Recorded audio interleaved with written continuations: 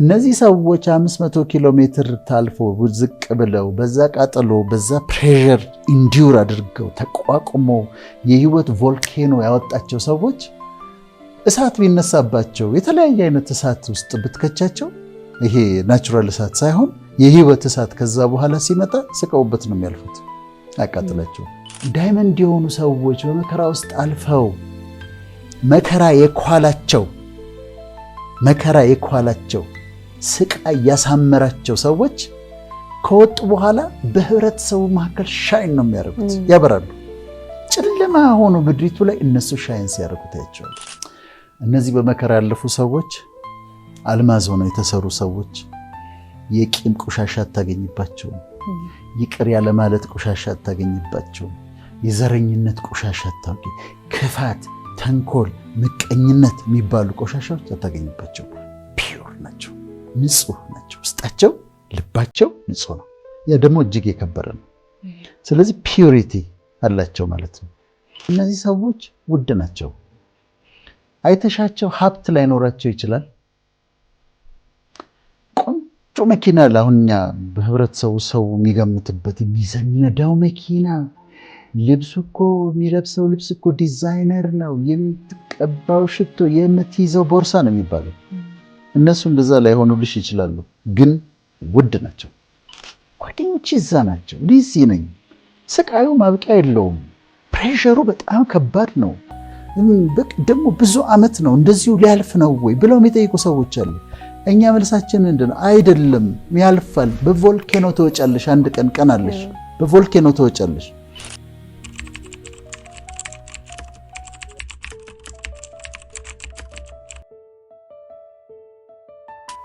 አልማዝ በጣም ነው የምወደው፣ በጣም ነው የምወደው አልማዝ። ለምን እንደሆነ ልንገርሽ መነሻውን ከመጀመሪያው። አንድ ጊዜ ከዓመታት በፊት ነው አልማዝና ከሰልና ኮል እና አልማዝ አንድ ናቸው የሚል ነገር አነበብኩ። አሁን ከዚህ ስንወጣ አንድ ሰው ከሰል ልስጥሽ ቢል ልብስሽ እንዳይነካ ነው የምትጠነቀቂው፣ እንኳን ልትቀበዩ። አልማዝ ግን የተለየ ነገር ነው ይሰጠኝ ይቀበላል። እና ኮልና ከሰልና አልማዝ አንድ ናቸው። እዚህ ውስጥም ያለው ካርበን ነው፣ እዚህ ውስጥም ያለው ካርበን ነው። እሱ ብቻ አይደለም፣ ይሄንን ከሰሉን ወስደሽ ወደ አልማዝነት መለወጥ ይቻላል። ኮሉን ወደ አልማዝነት መለወጥ ይቻላል። ያ በጣም ስትራይክ አደረገኝና ወደ ህይወታችን አመጣሁት፣ ወደ ሰዎች አመጣሁት። ታዲያ ለምንድን ነው ከሰሉ ከሰል ለምን ሆነ፣ አልማዙ ለምን አልማዝ ሆነ ሚለውን ጠየቅኩና አልማዝ የሚሰራበትን ፕሮሰስ አጠናሁ። 4 ነገሮች ይፈልጋል አልማዝ ለመሰራት። አንደኛ ከሰል የሚሰራው ከመሬት ስር ቅርብ ነው፣ ቆፈር አድርገሽ ታገኘዋለሽ። ዳይመንድ የሚሰራው ከምድር በታች 500 ኪሎ ሜትር ጥልቀት ላይ ነው። ከዚህ እስከ ሐረር፣ ከዚህ እስከ ጎንደር ምናምን ብለሽ ገምጪው ጥልቀቱን። ታች ነው የሚሰራው። አንድ በይ እዛ ታች መሆን አለበት።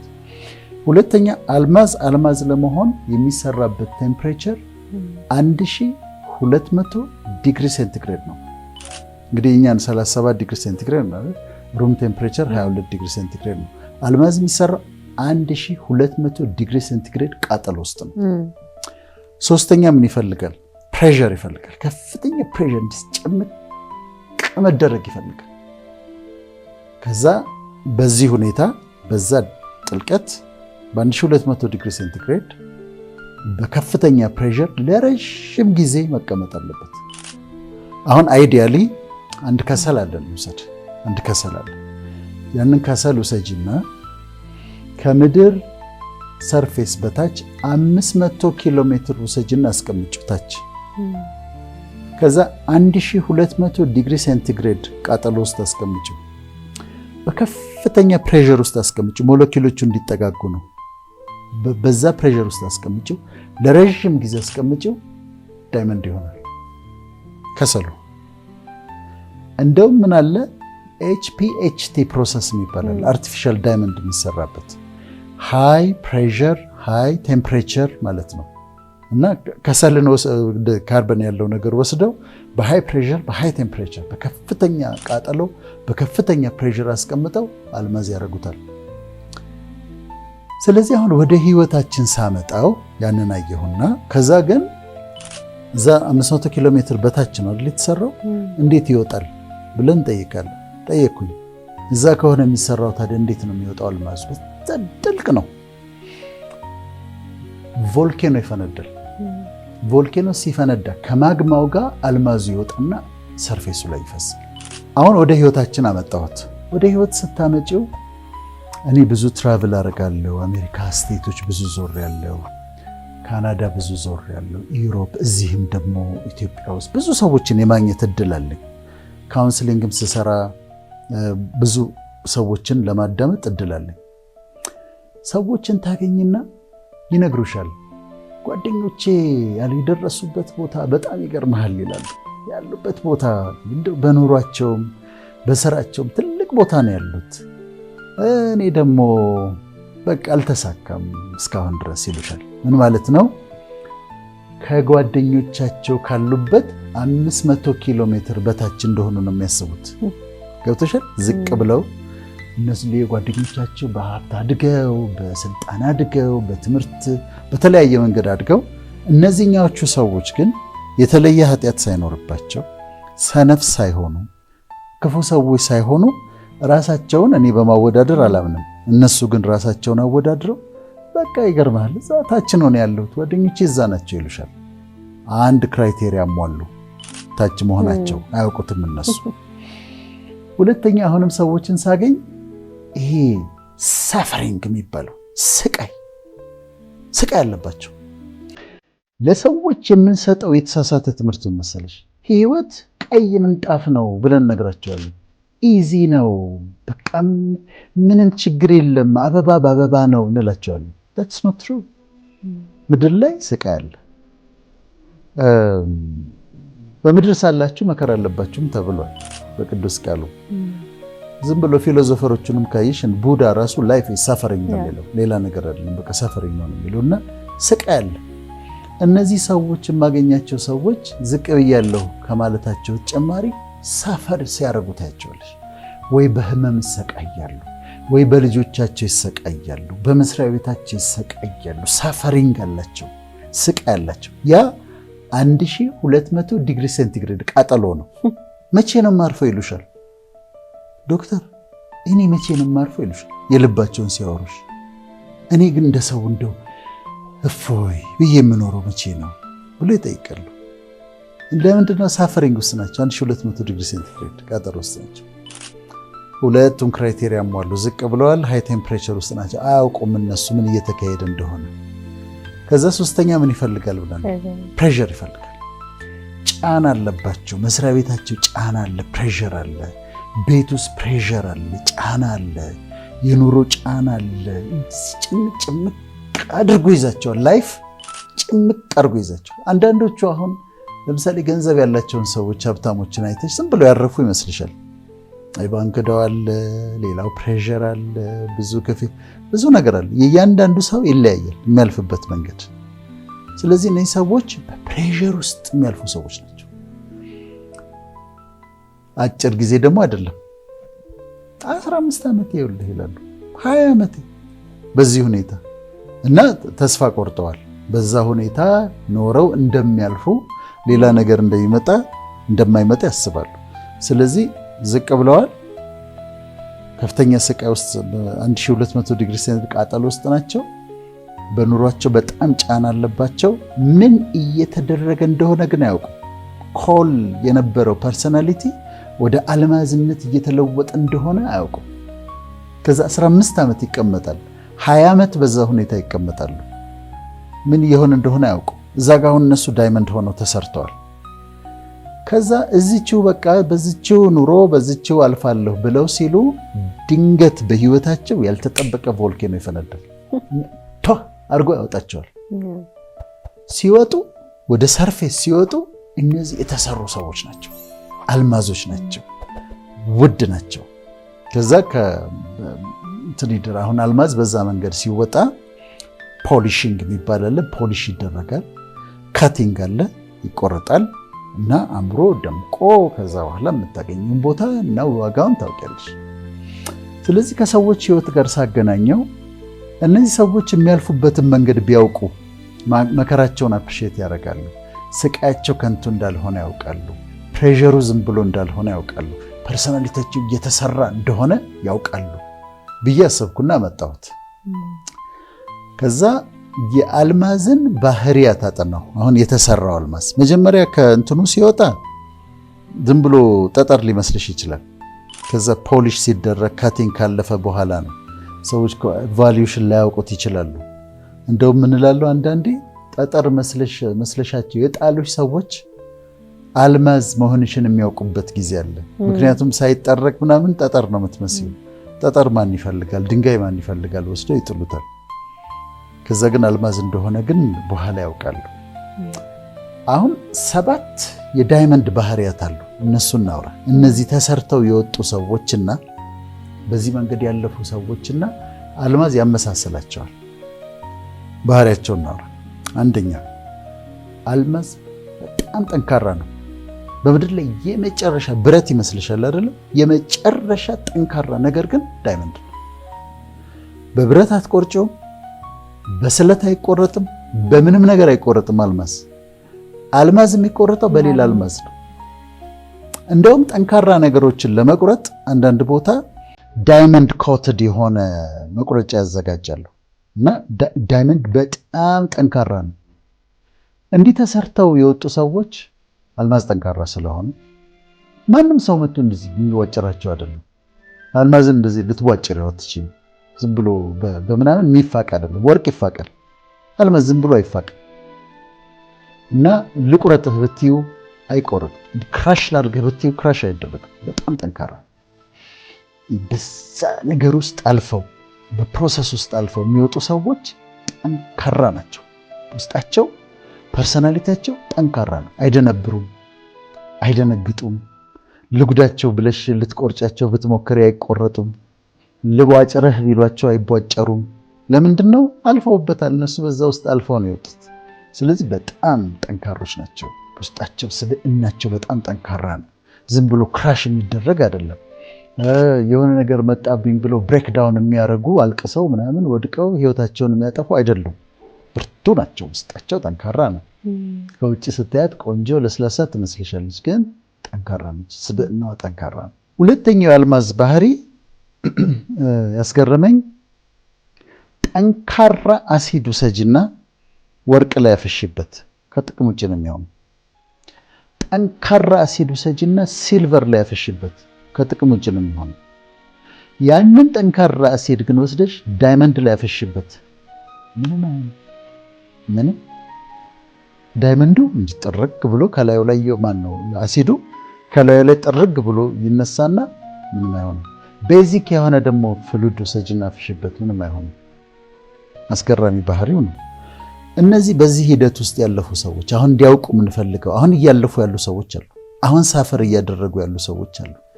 ተሰርተው ሲወጡ የነገር አሲድ ተዘጋጅቶ ምናምን ይደፉብሻል።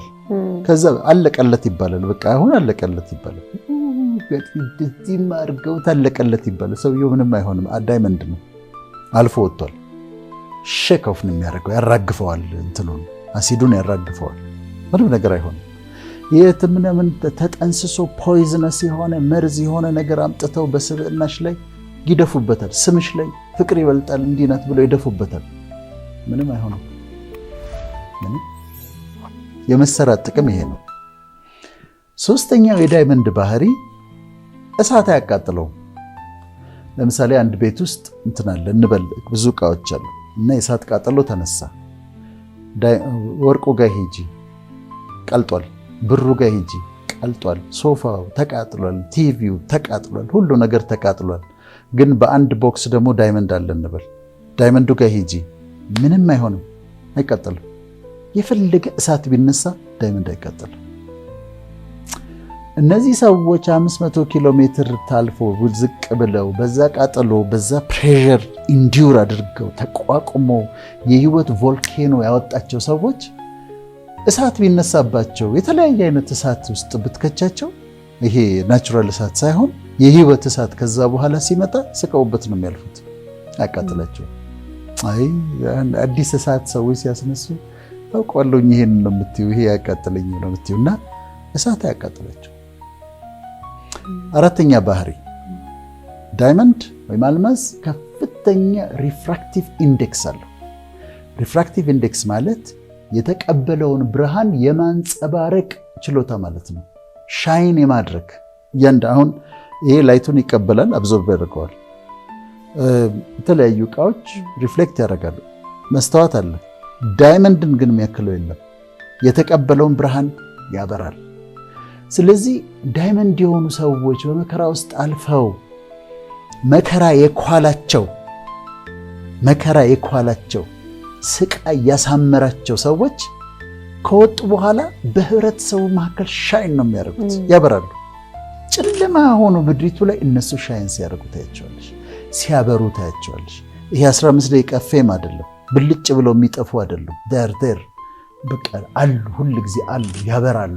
ኢንፍሉዌንሻል ናቸው፣ ሰዎች ያዩዋቸዋል፣ ለወጣቱ ምሳሌ ይሆናሉ። አልማዝ ናቸው። ስለዚህ ሪፍራክቲቭ ኢንዴክሱ አራተኛ ነው።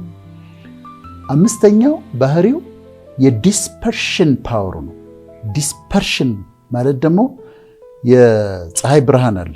ፀሐይ ብርሃን ስታዩ ነጭ ነው፣ ግን ውስጡ የተለያዩ ቀለማት አሉ። ቢጫ፣ ብሉ፣ ፐርፕል፣ እንደዚህ 7 አይነት ቀለማቶች አሉት። ዳይመንድ ምንድን ነው ባህሪው የሚያደርገው? ቀለሙን ይቀበልና ሪፍሌክት ማድረግ ብቻ ሳይሆን ቀለሙን ወደ 7 ብርሃኑን ወደ 7 ይሰነጠጥቀዋል። 7 አይነት ላይት ያወጣዋል። ሪፍሌክት ሲያደርገው ቀዩን፣ ብሉን፣ ግሪኑን፣ የሎውን ምኑ እንደዚህ 7 አድርጎ ያወጣልሻል። ስለዚህ ምን ይሰራል ማለት ነው? ሬንቦ ይሰራል፣ ቀስተ ደመና ይሰራል። እና እንደዚህ የሚያምር ብርሃኑን አንጸባርቆ ከዛ የቀስተ ደመና ያወጣልሻል። ዲስፐርሽን ፓወር ነው የሚባለው። አንዱን ላይት መበታተን ይችላል ማለት ነው። እነዚህ አልማዝ ሆነው የተሰሩ ሰዎች ስታያቸው ፍቅር አግኝተሻቸው አያውሩሽ። ዝም ብለሽ እንደዚህ ያቸው ትጽናኛለሽ። ቀስተ ደመና መጽናናት አይደል? ኮምፈርት አይደል? ቃል ኪዳን አይደል? ዝም ብለሽ እንደየተሻቸው ትጽናኛለሽ። አጭር ምክር ከመከሩሽ፣ በጣም አጭር ምክር አይዞሽ ፍቅር ካሉሽ እንኳን ትጽናኛለሽ። እና ሰው እያያቸው ይጽናናል፣ እያያቸው ተስፋ ያገኛል። ቃል ኪዳን ይታየዋል፣ ሬንቦ ይታየዋል። እና በቃ ኮምፈርት ናቸው። ቤተሰብ ውስጥ ኮምፈርት ናቸው። ጓደኞች መካከል ኮምፈርት ናቸው። መጽናናት ነው የምታየው። ስድስተኛው የአልማዝ ባህሪ ከምንም ነገር በላይ ፒውር ነው። ፒውሪቲ ያለው። አሁን የወርቅ ብዙ ውስጡ ቆሻሻዎች አሉ አይደል? ፕሮሰስ ተደርጎ ነው።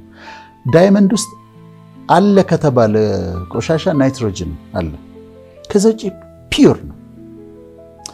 እነዚህ በመከራ ያለፉ ሰዎች፣ አልማዝ ሆነው የተሰሩ ሰዎች የቂም ቆሻሻ አታገኝባቸውም።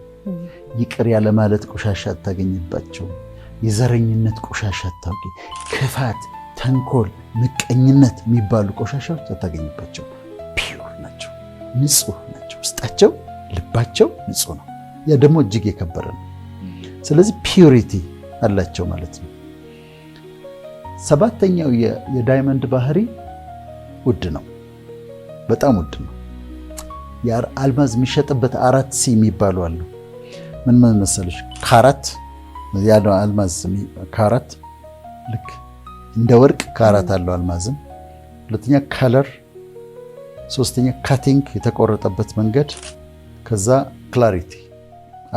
በእነዚህ አራት ሲዎች ይባላሉ። ዳይመንድ ውድ ነው፣ በጣም ውድ ነው። እነ ንግስት ኤልሳቤጥ እነ ንግስት ቪክቶሪያ የሚያደርጉት አክሊላቸው ላይ ዘውዳቸው ላይ ያሉ ዳይመንዶች ቢሸጡ አንድ መርከብ ይገዛሉ። አዎ ከመርከብ በጣም ኤክስፔንሲቭ ነው። እነሱ ጭንቅላታቸው ላይ ያለው ዳይመንድ በመርከብ ይገዛል። እሱ ብቻ አይደለም፣ የተቀመጡበትን ዳይመንድ ሆነሽ ከተሰራሽ በኋላ የምትቀመጭበት ቦታ እንደዛ ነው። ከፍ ያለ ቦታ ነው። ማህበረሰብ ውስጥ የምትቀመጨው አክሊል ላይ ነው የምትቀመጨው። ዳይመንድ ዝም ብሎ እዛ በየሰርቻው ምናምን አይገኝም፣ ከፍ ይላል ውድ ስለሆነ። ለዛ ነው እነዚህ ሰዎች ውድ ናቸው። አይተሻቸው ሀብት ላይኖራቸው ይችላል።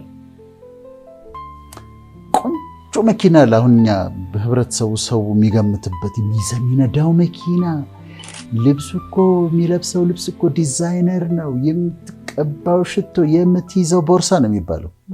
እነሱ እንደዛ ላይሆኑልሽ ይችላሉ፣ ግን ውድ ናቸው። በቃ አንድ ጊዜ ብያለሁ። ዝም ብሎ የሆነ ሰው መጥቶ ሴት ከሆነች ዝም ብሎ ከሆነ ሀገር መጥቶ ዝም ብሎ አግብቶ ይዟት አይሄድም። አይቻልም። እንደዛ ውድ ነች በጣም። ቫልዩአቸው በጣም ውድ ነው። የተሰሩ ናቸው፣ ዋጋ የከፈሉ ሰዎች ናቸው። አንድ አልማዝ በጣም በጣም ውድ የሆኑ አልማዞች አሉ። ምናልባት ከአንድ ቢልዲንግ ጋር እኩል ሊሆን ይችላል ዋጋው። እና እነዚህ ሰዎች ከወጡ በኋላ ውድ ናቸው። በካቲንግ አልፈዋል፣ በፖሊሽንግ አልፈዋል፣ የከበረ ቦታ ይቀመጣሉ። ፎር ላይፍ ነው ከወጡ በኋላ። አሁን ይህ የምንለው ለምንድን ነው? ፕሮግራማችንን በተለያየ መንገድ የሚያዩ ኑሮ ጥያቄ የሚሆንባቸው ሰዎች አሉ። ምንድን ነው እሱ እየሆነ ያለው? እኔ ክፉ ሰው ነኝ ወይ አምላክስ ፈጣሪ ስለማይወደኝ ነው ወይ? ጓደኞቼ እዛ ናቸው፣ እኔ እዚህ ነኝ። ስቃዩ ማብቂያ የለውም። ፕሬሸሩ በጣም ከባድ ነው።